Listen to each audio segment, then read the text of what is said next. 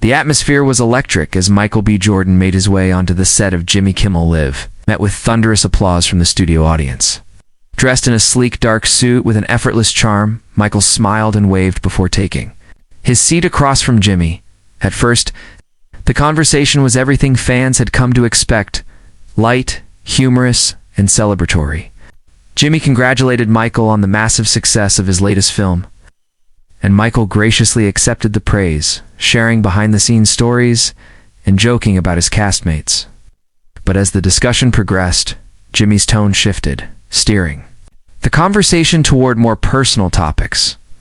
He mentioned tabloid rumors about Michael's alleged breakup with a high-profile celebrity and asked how it had affected him emotionally.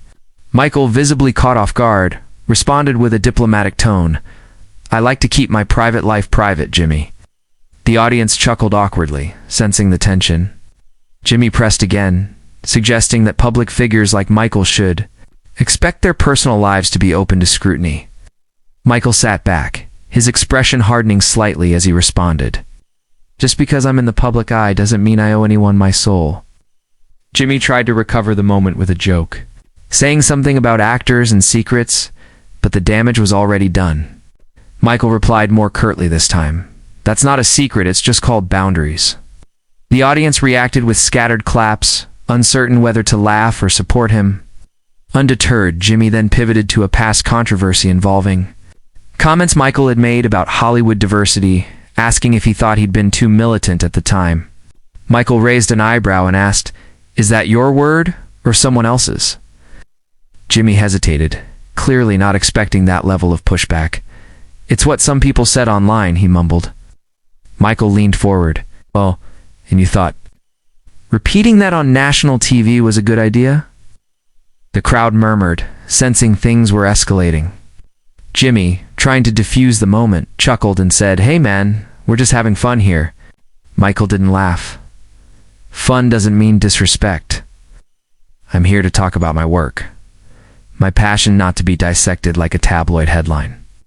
Jimmy glanced off camera toward his producers, clearly sensing he'd crossed a line. Despite the awkwardness, Jimmy pushed forward, now attempting to regain control of the conversation. "Okay, let's talk about the movie," he said hastily. "There's a lot of buzz about your performance, especially that scene where you get emotional. People were surprised to see that side of you." Michael nodded, then added with a bit of edge, "Surprised? Black men aren't allowed to show emotion." Jimmy quickly backpedaled. No. I just meant it's different from your usual roles. But the damage was compounded. Different doesn't mean rare. It means layered," Michael said. "And maybe, if more people understood that, we'd have better stories on screen." The crowd applauded this time, louder and with more conviction. Jimmy smiled awkwardly. "You know I support you, man," he said, but it came off more like a defense than sincerity. Michael folded his arms and nodded slowly. "Then support me by not reducing my humanity to a headline or soundbite." At this point, there was no denying that the energy in the studio had changed dramatically. Jimmy, once confident and witty, looked increasingly uncomfortable as Michael stared at him with unflinching seriousness. Things reached a boiling point when Jimmy, perhaps feeling the tension too sharply, tried to lighten the mood with a funny segment titled "Jordan or Not," in which random facts were read aloud, and Michael had to say whether they were about him or another person named Jordan. At first, Michael participated politely, but it was clear he wasn't enjoying it. One of the facts about being famous for dating a long list of beautiful women hit a nerve. Michael paused before responding. "Is that what you think defines me?" he asked sharply. The audience went quiet. Jimmy, clearly nervous, muttered, "It's just a joke." Michael shook his head. "No, Jimmy, that's the problem. People hide behind jokes to say things they wouldn't dare say seriously." The crowd reacted with a mix of gasps and murmurs. Jimmy leaned forward and said, "You know, I didn't mean anything by it." Michael didn't reply immediately. He stared at Jimmy for a long moment, then began unhooking his mic. "I came here thinking we'd talk about my film, my vision, the work I've put in. But this isn't that. This is clickbait TV." Then he stood up. Jimmy stood too, holding up a hand as if to stop him. "Come on, Michael. Don't do this," he said almost pleadingly. But Michael had already made up his mind. "Respect goes both ways," he said calmly. "I've done hundreds of interviews. Some were tough, some were playful, but none made me feel like I was being reduced to a stereotype." The crowd began to clap again, more assertively this time. Michael looked out at the audience. "I know some of y'all came for laughs, but I hope you also leave thinking." With that, he turned and walked off stage. Jimmy was left standing awkwardly, unsure whether to laugh it off or address it seriously. The cameras cut to commercial abruptly, and the audience sat in stunned silence.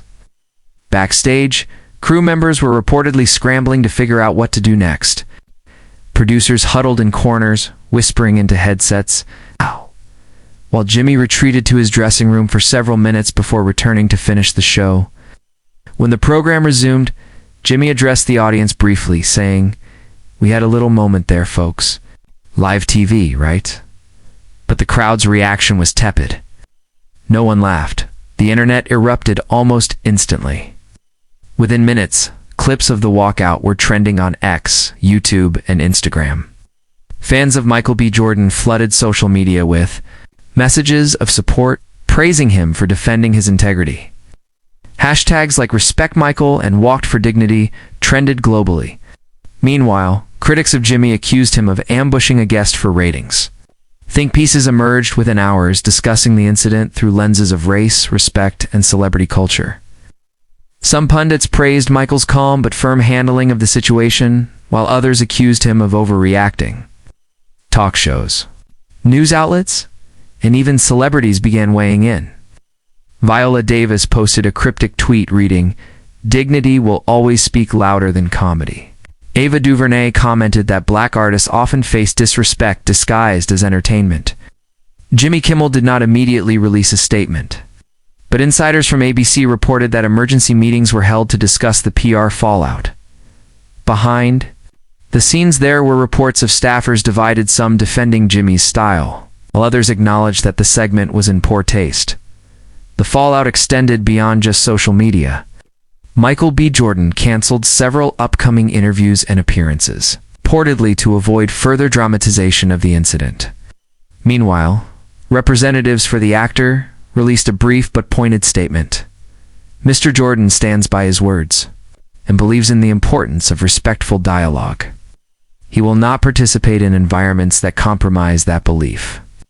Fans praised the statement for its professionalism and clarity. Meanwhile, ABC was flooded with emails, calls, and online comments, with viewers demanding either an apology or an explanation. Rumors swirled that network executives were urging Jimmy to personally reach out to Michael to smooth things over. Some suggested a public reconciliation might be arranged on a future episode, but there was no confirmation. Meanwhile, rival hosts like Trevor Noah and Stephen Colbert took subtle jabs, with Colbert saying, "Note to self, don't interview Michael B. Jordan unless you've read the room." It became clear that the moment had resonated far beyond just late-night TV. It had ignited a broader conversation. Several days later, Jimmy finally addressed the controversy in a somber monologue. "I want to talk about what happened with Michael B. Jordan," he said. "Sometimes we try too hard to be funny and we forget we're talking to real people with real stories." He admitted that some of his jokes and questions were out of line, and said he'd reached out privately to Michael to apologize. The apology received mixed reactions. Some applauded the effort, while others felt it was too little, too late. Michael did not respond publicly, but sources close to him told entertainment outlets that he appreciated the gesture but was focused on moving forward. Meanwhile, the moment continued to dominate pop culture discussion. Universities used it as a case study in communication ethics, and fans launched online petitions urging networks to treat guests with more dignity. Interestingly, ticket sales for Michael's latest film soared. Viewers inspired by his integrity flocked to theaters, turning the project into a surprise box office hit. As the months passed, the memory of the fiery showdown remained fresh. Michael resumed his public appearances, now even more respected as an artist and a man who stood by his principles. He was invited to speak at several conferences about representation and respect in media.